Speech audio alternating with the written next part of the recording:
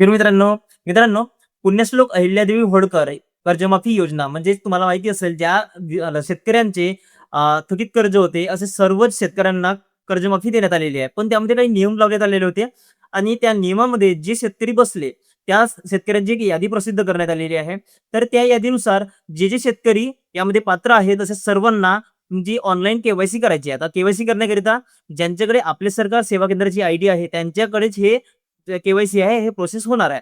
तर आता ही KYC process कशा पद्धतीने करायची हे थोडक्यात आजच्या व्हिडिओच्या माध्यमातून आपण जाणून घेणार आहोत. तर मित्रांनो त्याकरिता सर्वप्रथम ज्याच्याकडे सेतू आहे त्यांनी आपल्या आयडीमध्ये ओपन करायचे आहे. आयडी ओपन केल्यानंतर इथे बघा पुण्यश्लोक अहिल्यादेवी होळकर असं एक तुम्हाला टॅब दिसून पडेल. यामध्ये पुण्यश्लोक अहिल्यादेवी होळकर आणखी एक पुन्हा टॅब ओपन होईल इथे क्लिक केल्यानंतर.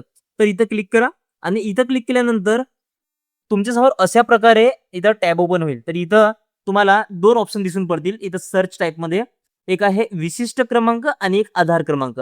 आता तु जर तुम्हाला तुमच्या गावामध्ये विशिष्ट क्रमांकाची यादी मिळाली असेल, तर तुम्ही त्या विशिष्ट क्रमांक टाकून तुम्ही लॉगिन करू शकता. नाहीतर तुमच्याकडे आधार क्रमांक असेल, तर आधार क्रमांक तुम्हाला लॉगिन करावा लागेल.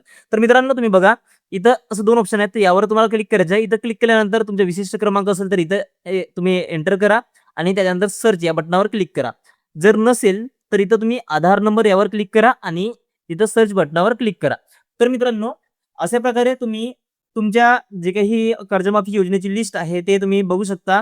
इथं तुमचं नाव आहे की नाही हे सुद्धा तुम्ही क्लिक करू शकता. इथं आधार नंबर ऑप्शन आहे, त्यावर तुम्ही क्लिक करा. इथं क्लिक केल्यानंतर तुमचं जर नाव असेल, तर समोरचा टॅब ओपन होईल. आता मित्रांनो, सध्या माझ्याकडे एकही केवायसी करिता व्यक्ती आलेली नाही. एक व्यक्ती आलेले होते, पण त्यांची मी रेकॉर्डिंग करून ठेवलेली नाहीये.